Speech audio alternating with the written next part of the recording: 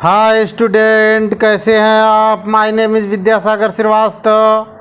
देखो स्टूडेंट, हमारे चैनल पर 2021, 2016, 2013, 2011 के पीजीटी के पेपर सॉल्व्ड अपलोडेड हैं। आप उनसे प्रैक्टिस कर सकते हैं। हमने कुछ टीजीटी के भी वीडियो डाले हैं, आगे भी डालेंगे। ठीक है। आज हमने यूपी पीजीटी फिजिक्स 2010 का क्वेश्चन नंबर 76 to 90 लिया हुआ है। ठीक है।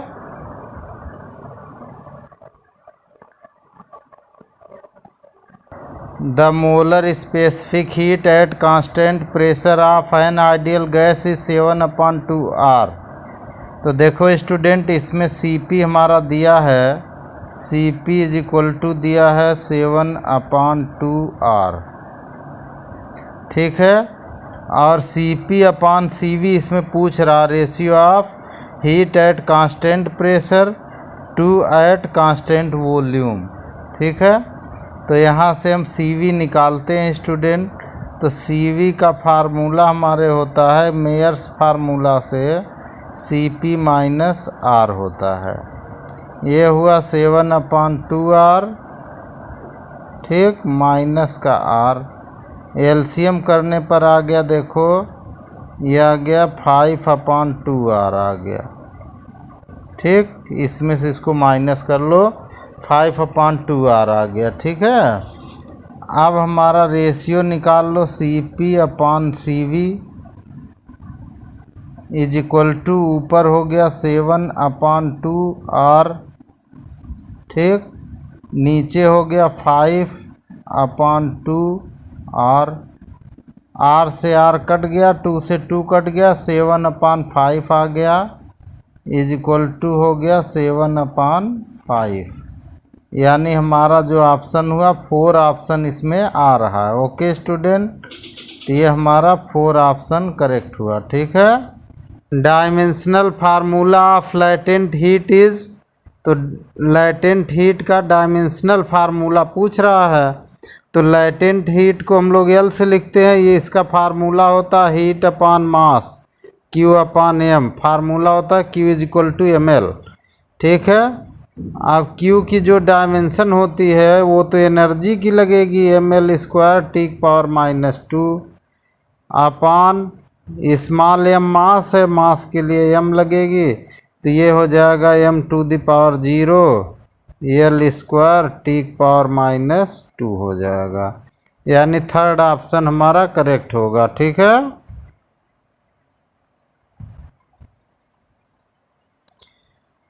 फॉर डाई एटॉमिक गैस, देखो स्टूडेंट, तो पहले इसमें Cp Cv दोनों दिया है, तो पहले Cv हम लोग देखते हैं। तो डाई एटॉमिक गैस के लिए Cv का फार्मूला होता है 1/2 Fr, और F होता है 5, तो 5/2 R हो गया। ठीक है। तो हमारा ये सेकेंड ऑप्शन करेक्ट है, Cv is equal to 5/2 R। ठीक है।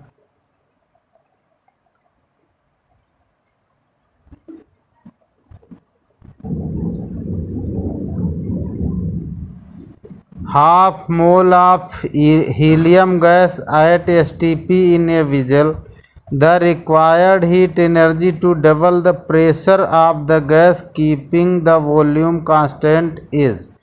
तो पहले देखो स्टूडेंट, इसमें क्या कर रहा है कि प्रेशर को 2 टाइम्स कर रहा, लेकिन वॉल्यूम कांस्टेंट है। तो जब वॉल्यूम कांस्टेंट होता है तो हमारा जो फार्मूला गैस का होता है P∝T होता है। ठीक। अगर इस फार्मूले से हम निकालें तो T2/T1 इज इक्वल टू निकलता है P2/P1। ठीक। अगर प्रेशर 2 टाइम्स कर दे रहा तो ये हो जाएगा 2, तो T2 की वैल्यू आ जाएगी 2T1 आ जाएगी। और T1 हमारा STP यानी 0 डिग्री यानी 273 दिया है, तो 2 × 273, ठीक, इज इक्वल टू 2 × 3 = 6, 546 केल्विन हो गया। ये T2 निकल आया हमारा। चेंज इन टेम्परेचर देखो कितना होगा, तो delta T is equal to T2 minus T1, T2 minus T1, यानी ये हो गया 546 और माइनस 273, यानी ये आ गया 273 इज इक्वल टू आ गया 273 केल्विन। ठीक है। आप देखो स्टूडेंट, जो इसकी एनर्जी होगी वो होता है Q is equal to mu C V delta T होता है इसका फार्मूला। आप देखो ये यहाँ देखो, यहाँ हमारा जो सी वी दे रखा है हीट कैपेसिटी के फॉर्म में, वो दे रखा है ग्राम पर ग्राम दे रखा है, तो यानी मोल को हमें ग्राम में कन्वर्ट करना होगा। तो हीलियम का 1 मोल जो होता है वो 4 ग्राम का होता है, तो ये हो गया 1/2 इंटू 4 ग्राम, इतना ग्राम में कन्वर्ट हो गया। अच्छा, ये CV की जगह हम इसको 3 ले सकते हैं और डेल्टा T हमारा आया 273। ठीक है। अब इन सबको सॉल्व करने पर हमारा आ रहा है 1638 जूल। ओके स्टूडेंट, यानी हमारा सेकेंड ऑप्शन इसका करेक्ट है। ठीक है।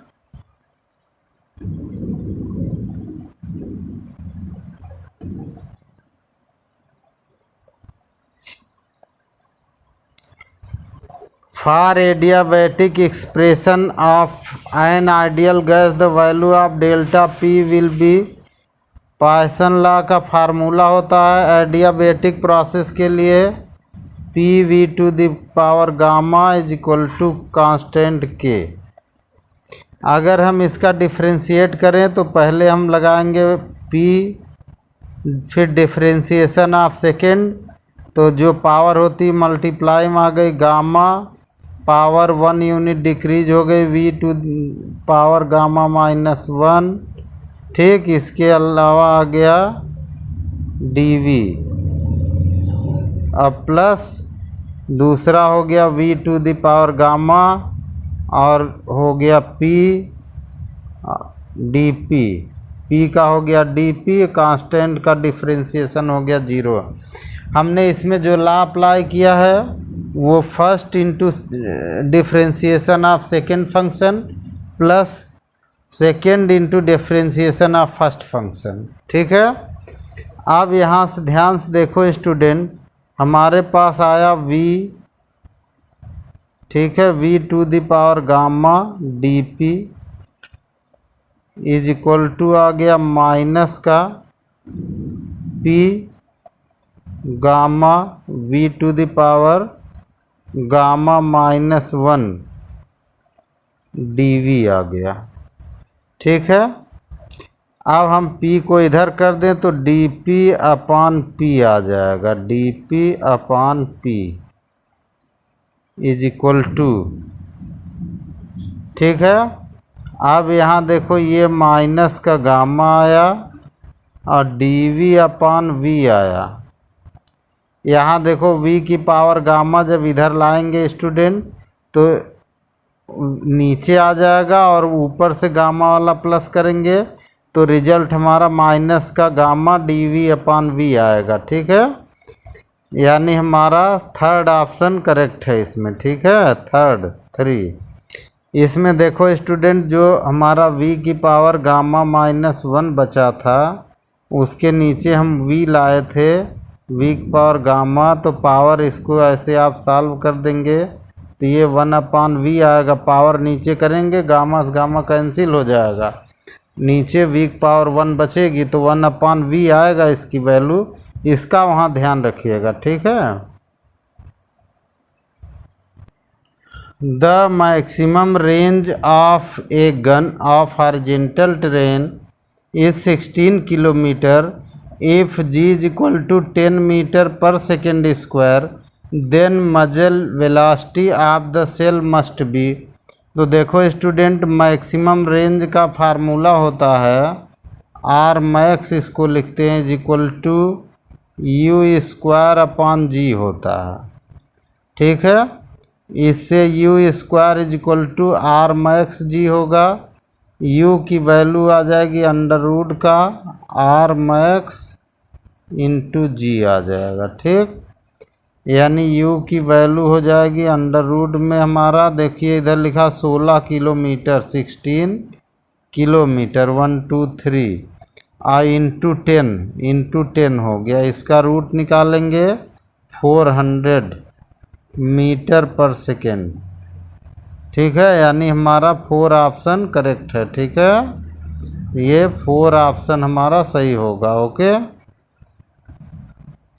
A spherical ball rolls on a table without slipping, then the fraction of its total energy associated with rotation is।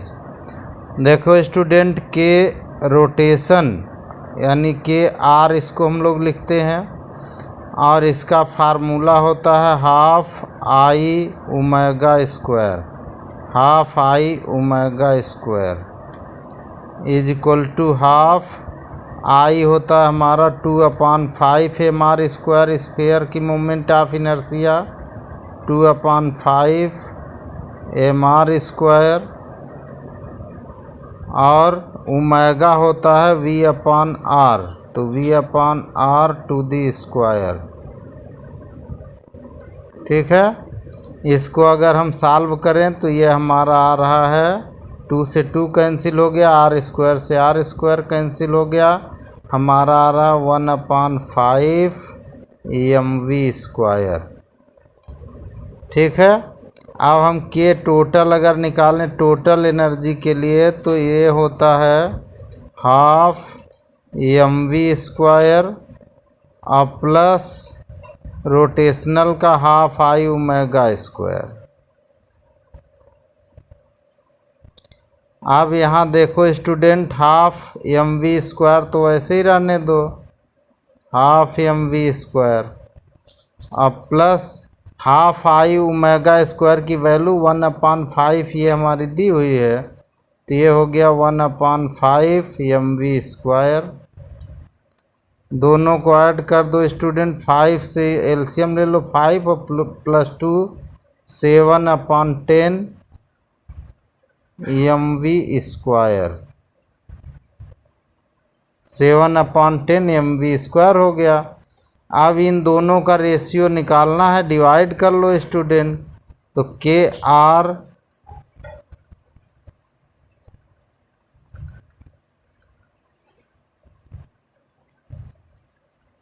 Are upon के टोटल इज इक्वल टू ऊपर हो गया 1/5 mv स्क्वायर, नीचे हो गया 7/10 mv स्क्वायर, और रेशियो आ गया हमारा 2/7। ठीक है, यानी सेकेंड ऑप्शन हमारा इसमें करेक्ट है 2/7। Okay student,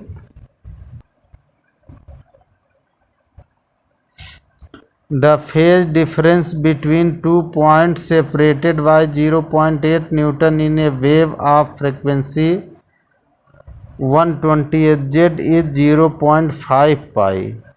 The velocity of the wave will be। आप देखो स्टूडेंट, यहाँ पे जो हमारा फेज दे रखा है, तो फेज का फार्मूला होता है delta phi is equal to 2/λ into delta X होता है। इससे लेमडा का जो फार्मूला बनेगा, लेमडा इज इक्वल टू वो बनेगा 2 पाई अपॉन डेल्टा फाई आई इंटू डेल्टा एक्स। ठीक है, वैल्यू रख लो स्टूडेंट, लेमडा निकल आएगा 2 पाई हो गया, और डेल्टा फाइव दिया है 0.5 पाई, और डेल्टा एक्स हमारा दिया 0.8। ठीक है, तो ये हमारा आ गया 3.2 मीटर। ठीक,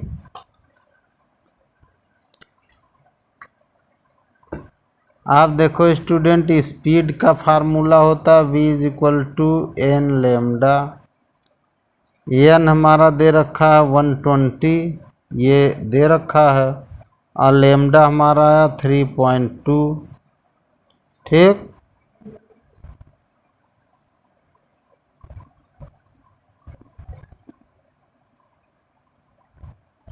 और ये आ गया 384.0 मीटर पर सेकेंड, यानी सेकेंड ऑप्शन हमारा करेक्ट है।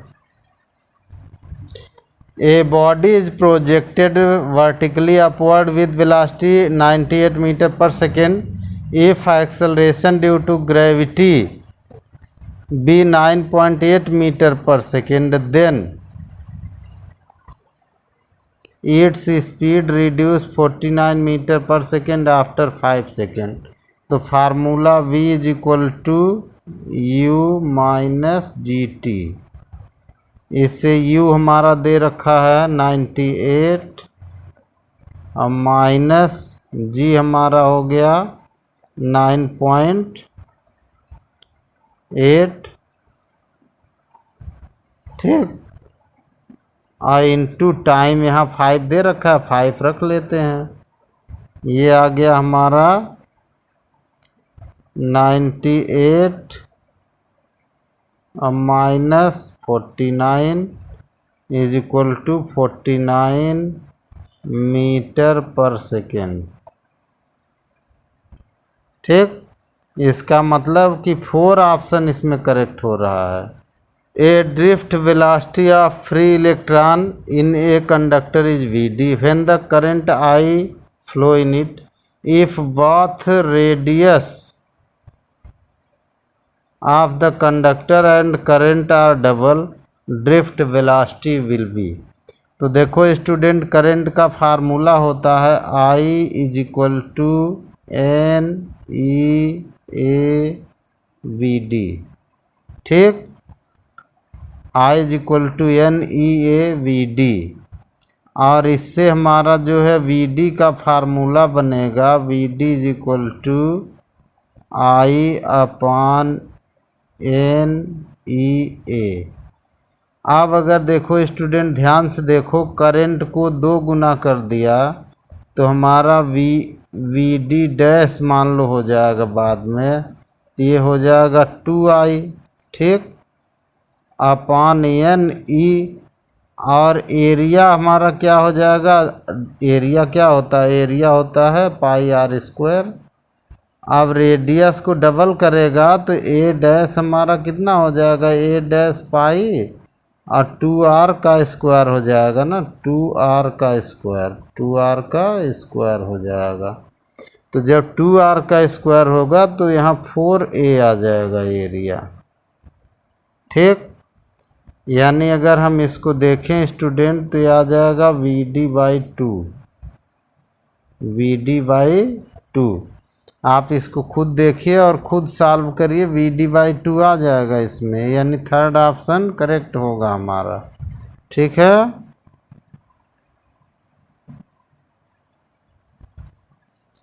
In a discharger tube lithium singly ionised lithium and nitrogen double ionised nitrogen are present. How many parabolas will be obtained to screen in the Thomson experiment. तो देखो student, इनमें दोनों metal के लिए 2 बनते हैं पैराबोलिक, तो सेकेंड ऑप्शन इसमें करेक्ट है। ठीक है,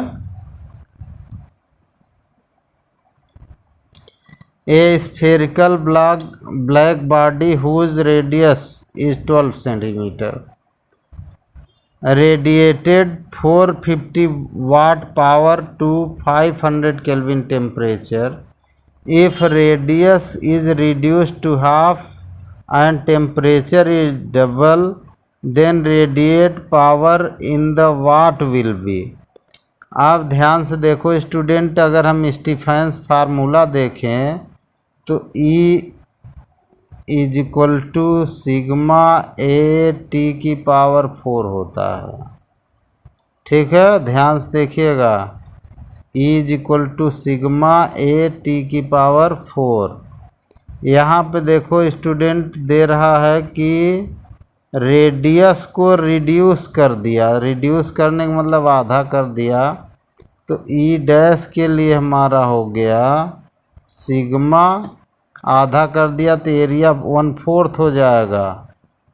ठीक, और टेम्परेचर जब डबल कर दे रहा तो टी की जगह 2T हो जाएगा, 2T की पावर 4 हो जाएगा। ठीक है, अब अगर हम इन दोनों का रेशियो निकाल दें स्टूडेंट, ई डैश अपान ई कर दें, तो जो हमारा रेशियो निकल के आ रहा, देखो ये 16/4 आ रहा है, तो यानी ये आ जा रहा है 4। ठीक, यानी E dash is equal to 4E आ रहा है। ई की वैल्यू हमारी दी है 450, तो 4 × 450 और मल्टीप्लाई 1800 आ गया, इज इक्वल टू 1800, 1800 वाट आ रहा है। ठीक है, तो हमारा जो ऑप्शन होगा 1800 यानी 4 ऑप्शन करेक्ट है। ठीक है,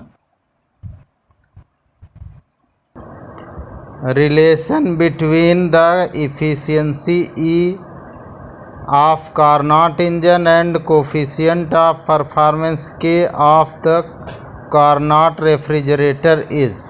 देखो स्टूडेंट, इन दोनों का जो रिलेशन होता है फार्मूले का, वो होता है के इज इक्वल टू 1 - E/E होता है। ठीक है, ये आप फार्मूला याद रखिए। ठीक है, कि जो कोफिशिएंट ऑफ परफॉर्मेंस है रेफ्रिजरेटर का, वो 1 - E/E टाइम्स होता है कार्नोट इंजन की इफिशियंसी का। ठीक है, ये फार्मूला आप याद रखिए।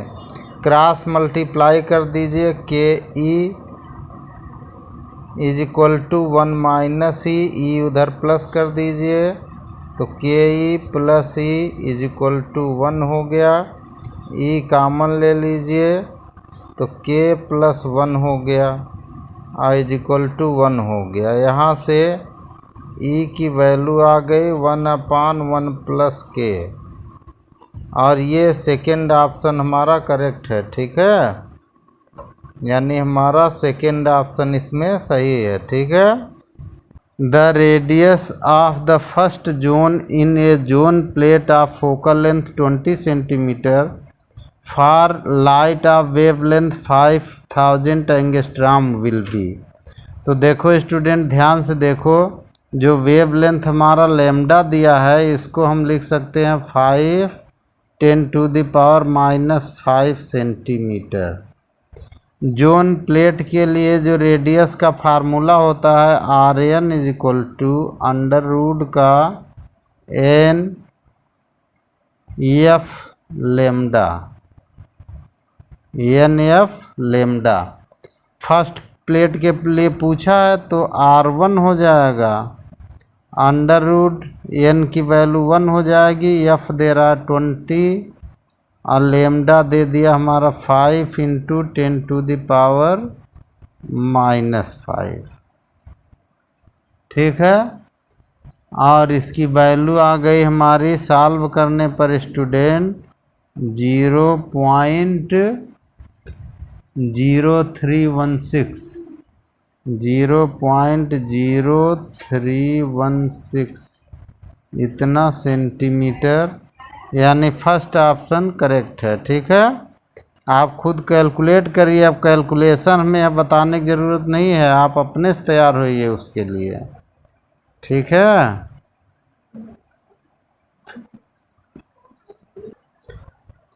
Chromatic aberration and spherical aberration both are minimum for 2 convex lenses of focal length F1 and F2 placed at a distance d apart from each other the value of F1 upon F2 will be.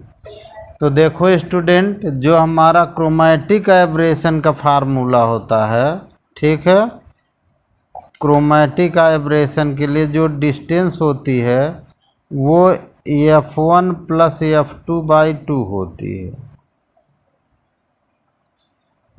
ठीक, chromatic abrasion के लिए जो distance होती है वो F1 plus F2/2 होती है। ठीक है।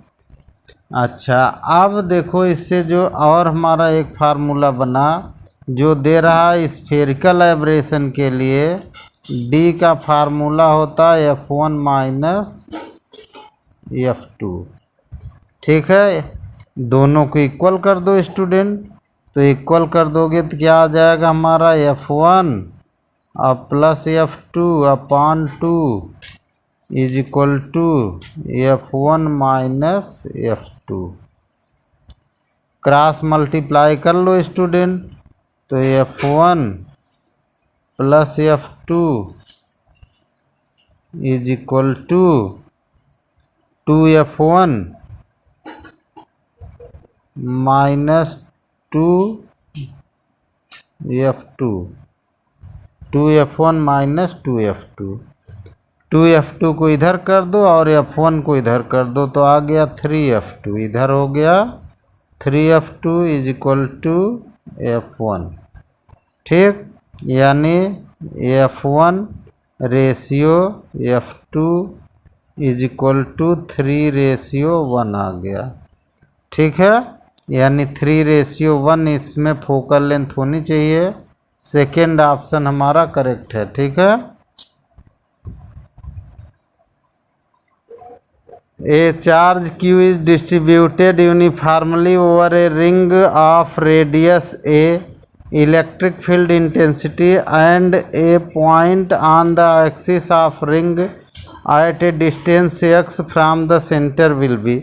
देखो स्टूडेंट, इसका तो ये फार्मूला होता है 4 वाला, 1/4πε0 QX upon A square plus x square की पावर 3/2 होता है। ठीक है, ये इसका फार्मूला होता है इलेक्ट्रिक फील्ड का। ठीक है।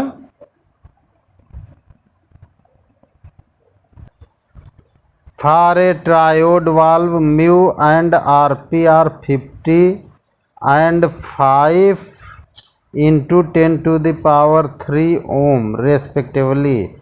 On changing the value of input voltage by 1 volt, the maximum value of output power will be। तो देखो स्टूडेंट, आउटपुट पावर का जो फार्मूला होता है P out is equal to mu V in to the square upon RP 4RP। ठीक है, value सबकी दी हुई है स्टूडेंट, वैल्यू रख लो। म्यू की वैल्यू दे रखी है 50 और V दे रखा 1, इसका पावर हो गया 2 अपॉन 4। RP की वैल्यू दे रखा है 5, 10 to the power 3। ठीक, और इसको कैलकुलेट करने पर आ रहा है स्टूडेंट 0.125, यानी ये आ गया हमारा 0.125 वाट। ठीक, यानी हमारा फर्स्ट ऑप्शन करेक्ट है। Okay. The electric susceptibility of a some material is 35.4 10 to the power minus 12 coulomb per Newton meter square. The value of permittivity of the material will be। ठीक है, permittivity of free space epsilon naught is equal to 8.85 10 to the power minus 12। तो देखो student, dielectric constant की जो value निकलती है, ध्यान से देखिएगा, वो निकलती है K is equal to 1 plus, ठीक है, X E upon epsilon naught, इसको हम लोग काई पढ़ते हैं, यानी सब्स्टिबिलिटी है ऊपर वाली। ठीक है, यहाँ से अगर देखो एप्साइलन नॉट को हम एलसीएम करके इधर कर दें तो के एप्साइलन नॉट की वैल्यू आ जाएगी एप्साइलन नॉट अब प्लस काई ई। ठीक है, काई ई, कहीं कहीं काई नॉट भी लिख देते हैं इसको लोग। दोनों हमें पता है स्टूडेंट, ऐड कर लो। 8.85 10⁻⁻12 ये एप्साइलन नॉट है, और दूसरा दे रखा है प्लस 35.4 इंटू 10⁻⁻12। ठीक है, ऐड करने पर आ जाएगा, देखो हमारा ऑप्शन कितना आ जाएगा स्टूडेंट, 44.3 10⁻⁻12। इसमें देखो कौन सा आंसर आ रहा है स्टूडेंट, सेकेंड ऑप्शन करेक्ट है। ठीक है, तो हमारा सेकेंड ऑप्शन इसका करेक्ट है। Okay, the eccentricity of earth orbit is 0.0167, the ratio between its maximum velocity to minimum velocity in earth orbit will be. आप देखो स्टूडेंट, जो मैक्सिमम और मिनिमम वेलोसिटी का रेशियो होता है वी मैक्स अपान वी मिन is equal to 1 + ई अपान 1 - ई होता है। ठीक है, ये 1 हो गया, ई की वैल्यू दिया है 0.0167 अपान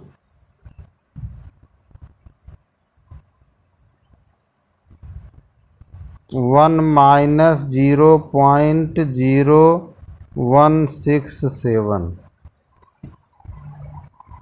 ठीक है, इनको सॉल्व करने पर स्टूडेंट नियर अबाउट 4 ऑप्शन आएगा 1.03 के करीब। ठीक है,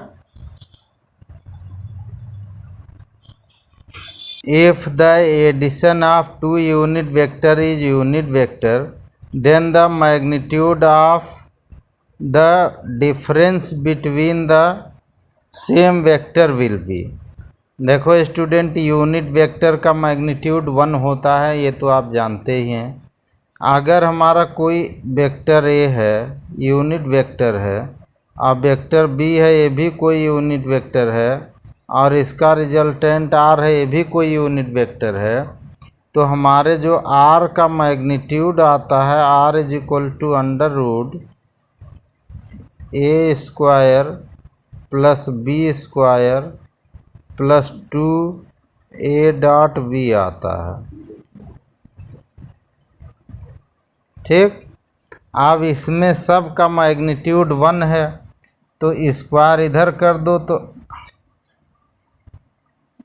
हमारा इधर स्क्वायर कर दो तो ये 1 का स्क्वायर हो जाएगा, ये भी 1 का स्क्वायर, ये भी 1 का स्क्वायर, और प्लस 2 a.b आ जाएगा। ठीक, इससे क्या हो गया, देखिए इधर 1 हो गया, 1 = 112 हो गया, और प्लस 2 a.b हो गया। ठीक, इससे हमारा a.b की वैल्यू आ गई -1/2। ठीक है, ये हमारा आ गया 2 a.b, इसकी वैल्यू हो गई -1। ठीक, a.b की वैल्यू आ गई -1/2। अब अगर हम उसी का जैसे vector A minus vector B निकालें, ठीक, तो इनका जो हमारा रिजल्टेंट है वो वेक्टर मान लीजिए r' हो गया, r' वेक्टर हो गया। तो वही फार्मूला अपनाइए स्टूडेंट, r' का स्क्वायर इज इक्वल टू, ठीक है, a² plus B square minus 2 vector A dot vector B आ जाएगा। फार्मूला ओपन कर दिया हमने।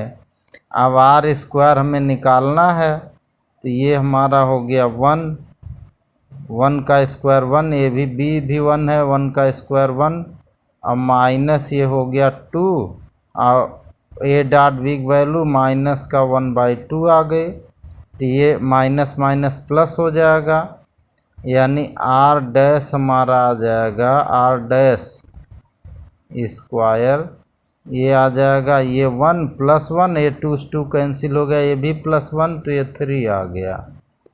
आर डैश की वैल्यू आ जाएगी √3। ठीक है स्टूडेंट, तो हमारा आंसर इसका है √3, यानी सेकेंड ऑप्शन हमारा करेक्ट है। ओके स्टूडेंट, आप हमारा चैनल देखते रहिए, लाइक और सब्सक्राइब करते रहिए ताकि हम आपके लिए और भी वीडियो अपलोड करें। Okay student, good day.